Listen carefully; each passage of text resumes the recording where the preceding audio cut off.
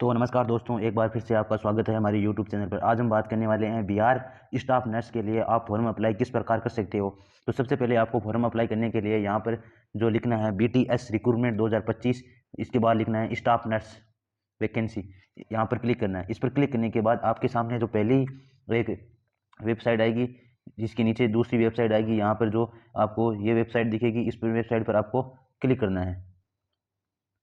इस पर क्लिक करने के बाद आपके सामने कुछ इस प्रकार का इंटरफेस आएगा, जिसमें आपको बेसिक जानकारी बताई जाएगी कि इसमें क्या एजुकेशन क्वालिफिकेशन है, कितनी फीस लगने वाली है, और तमाम प्रकार की जानकारी इस डिटेल में आपको बताएंगे हम। तो सबसे पहले हम देख लेते हैं कि एप्लीकेशन फॉर्म कब से स्टार्ट। एप्लीकेशन फॉर्म 25 तारीख से स्टार्ट हो चुके हैं और लास्ट डेट है वो 23/5/2025 है। इसके बाद हम देख लेते हैं कि इसमें जो जनरल OBC EWS है उनके 600 रुपये लगेंगे, और जो ST SC और इन कैंडिडेट्स है तो उनके 150 रुपये फॉर्म फीस लगने वाली है। इसके बाद आपकी जो एज लिमिट, एज के बारे में बात करने वाले हैं। तो आपकी एज देखें तो आपकी एज मिनिमम एज 21 ईयर है और मैक्सिमम एज 37 ईयर, और अगर आप फीमेल कैंडिडेट हो तो आपकी एज 14 ईयर मैक्सिमम है। इसके बाद हम देखने वाले हैं कि आपके जो एजुकेशन क्वालिफिकेशन है वो क्या होना चाहिए। एजुकेशन क्वालिफिकेशन में आपके पास BSc nursing and diploma certificate in nursing, register in state nursing counselling और more eligible detail read in notification, जो नोटिफिकेशन में हम आपको आगे बताएंगे वो आप एलिजिबल होने चाहिए। और टोटल पोस्ट कितनी है, इसमें टोटल पोस्ट है 11,379 पोस्ट है। ये थी एक जानकारी। अगर आपको यहाँ पर फॉर्म फिल करना है, फॉर्म फिल करने के लिए यहाँ पर जो ऑनलाइन का ऑप्शन दिखाई दे रहा है, यहाँ पर क्लिक हियर के ऑप्शन पर आपको क्लिक करना है। जैसे ही यहाँ पर आप क्लिक कर लेते हो तो आपके सामने इस प्रकार का एक इंटरफेस आएगा। अगर आपको नोटिस देखना है तो यहाँ पर नोटिस के बटन पर क्लिक करके आप देख सकते हो। इसके बाद में आपको अगर रजिस्ट्रेशन करना है, अगर आपने रजिस्ट्रेशन कर लिया है तो क्लिक रजिस्ट्रेशन। अगर सबसे पहले आप लॉगिन हो रहे हो और रजिस्ट्रेशन करना है तो आपको यहाँ पर जो ये एक निशान दिखाई दे रहा है, इस पर आपको क्लिक करना है। इस पर जैसे ही क्लिक करते हो तो थोड़ी देर वेट लेगा। अगर इतने में वेट लेता है जितने में आप हमारे चैनल को सब्सक्राइब कर दीजिए और वीडियो को लाइक कर दीजिए। इसके बाद हम इंस्ट्रक्शन है वो आपको ध्यान से पढ़ लेने हैं और जो भी है उनको आपको देख लेना है।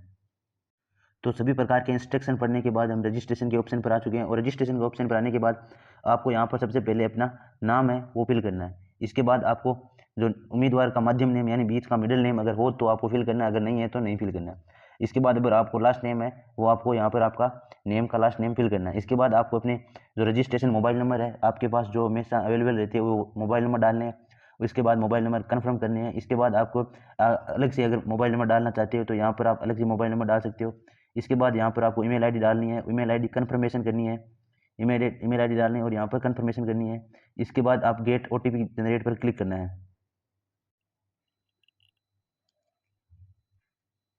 तो जैसे ही आप OTP के बटन पर क्लिक करते हो तो आपके सामने इस प्रकार का एक इंटरफेस आएगा, जिसमें आपको ये कैप्चर है वो फिल करना है। कैप्चर जैसे ही फिल करते थे, सबसे पहले हम कैप्चर को अच्छी तरीके से फिल करते हैं और इसके बाद हम नेक्स्ट के बटन पर, सबमिट के बटन पर क्लिक करते हैं। सबमिट के बटन पर क्लिक करने के बाद आपको आपकी ईमेल आईडी और मोबाइल नंबर पर OTP भेज दी गई है, इनको आपको यहाँ पर वेरीफाई कर लेना है। OTP डालने के बाद आपको मोबाइल OTP और ईमेल OTP को वैलिड कर लेना है। वैलिड करते ही आपके सामने इस प्रकार का एक इंटरफेस आएगा, तो आपको यहाँ पर एग्री के बटन पर क्लिक करना है। एग्री के बटन पर क्लिक करने के बाद आपको जो ये कैप्चर दिखाई दे रहा है, ये कैप्चर आपको यहाँ पर फिल कर लेना है। कैप्चर फिल करने के बाद आपको यहाँ पर जो रीवेरीफाई का ऑप्शन दिखाई दे रहा है, यहाँ पर आपको क्लिक कर देना है।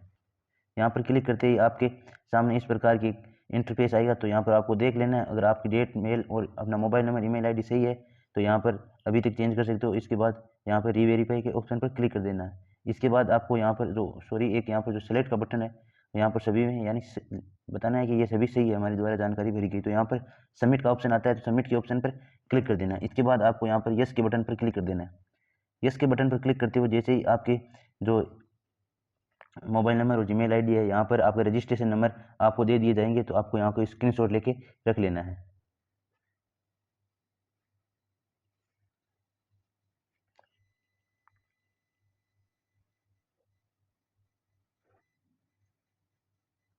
इसके बाद आपको गो टू एप्लीकेशन, यहाँ पर जो आपको दिखाई दे रहा होगा, यहाँ पर आपको क्लिक कर देना है। गो टू एप्लीकेशन पर क्लिक करने के बाद थोड़ा टाइम लेगा। टाइम लेने के बाद आपके सामने कुछ एक इस प्रकार का इंटरफेस आएगा, जिसमें आपको आपकी 5 स्टेपों में आपका फॉर्म फिलअप होगा। तो एंड तक बने रहे और वीडियो को सब्सक्राइब, चैनल को सब्सक्राइब और वीडियो को लाइक करते रहे।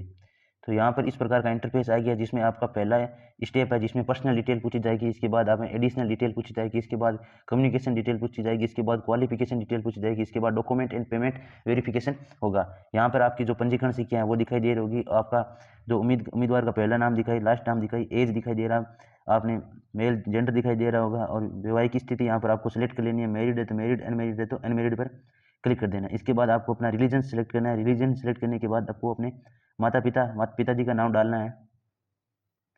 पिताजी का नाम डालने के बाद आपको अपनी माताजी का नाम डालना है।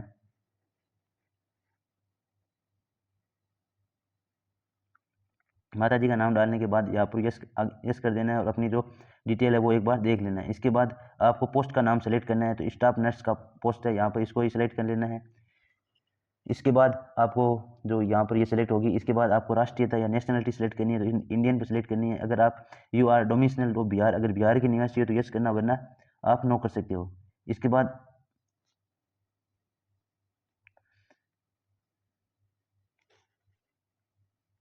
यहाँ पर हमने यस कर दिया। इसके बाद आपको यहाँ पर अपनी कैटेगरी है वो यहाँ पर चूज करनी है।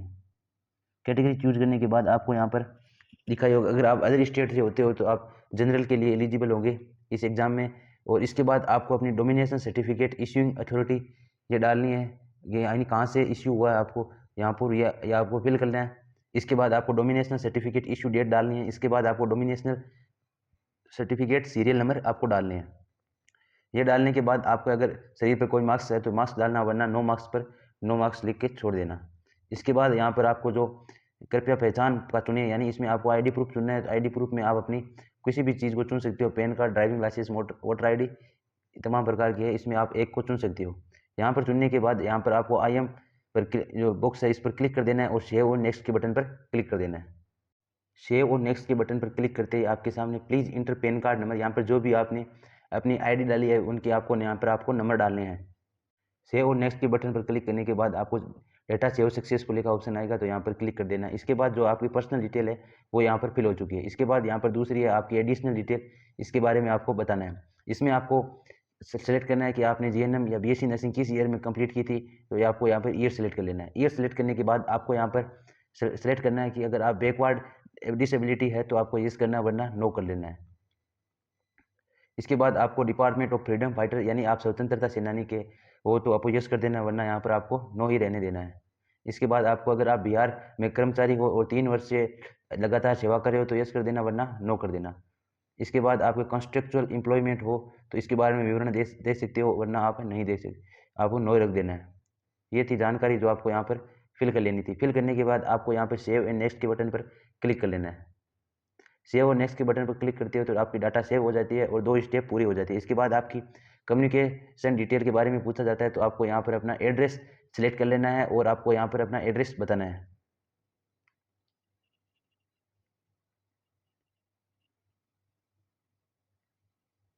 फिर आपको यहाँ पर अपना पिन कोड नंबर डालना है।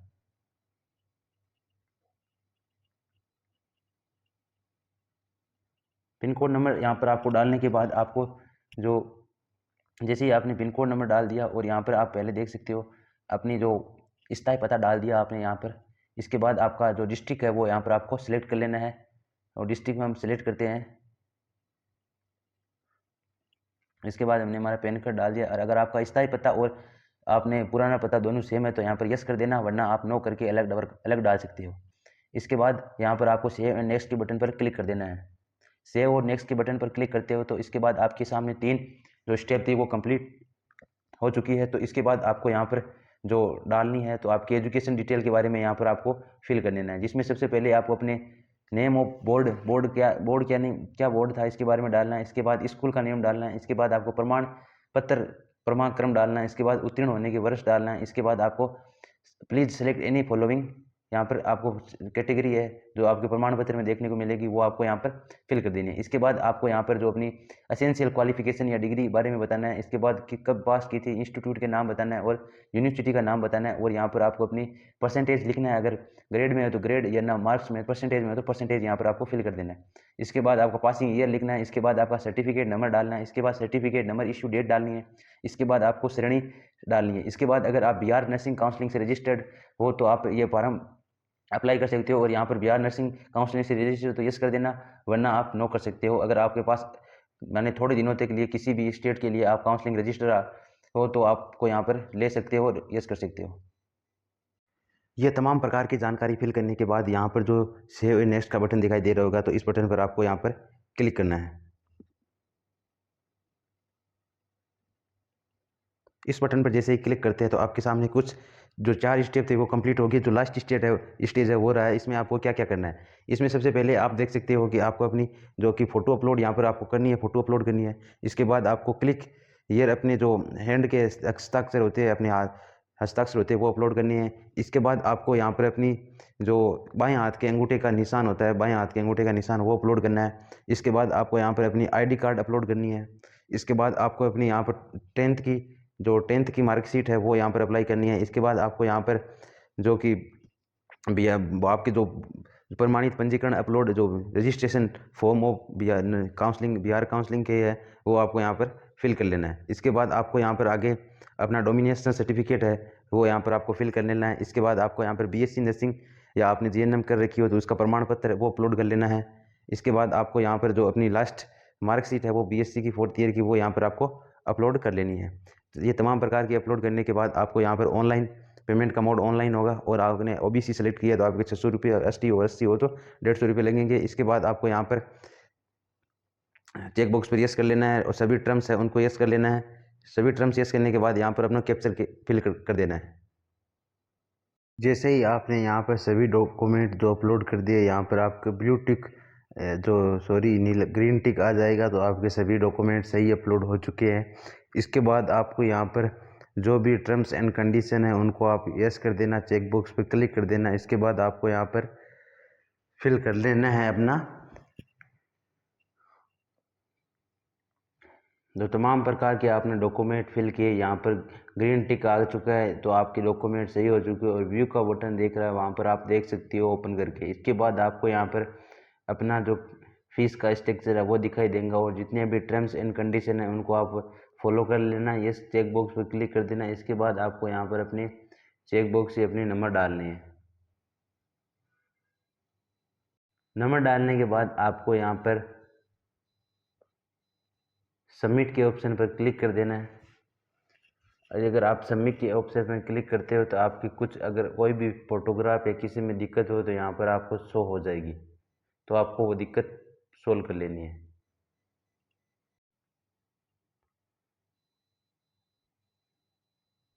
तो जैसे ही आप सबमिट के ऑप्शन पर क्लिक करते हैं तो आपके सामने आपका जो पेमेंट कटवाने के लिए बोलेगा, जिसमें आपको QR कोड दिखेगा, वॉलेट दिखेगा, UPI दिखेगा, नेट बैंकिंग दिखेगा, डेबिट कार्ड दिखेगा और क्रेडिट कार्ड दिखेगा। ये तमाम प्रकार की सुविधाएं हैं जिससे आप अपना पेमेंट आसानी से कटवा सकते हो। तो अगर आपको वीडियो अच्छा लगे तो चैनल को सब्सक्राइब करें। जय हिंद, जय भारत।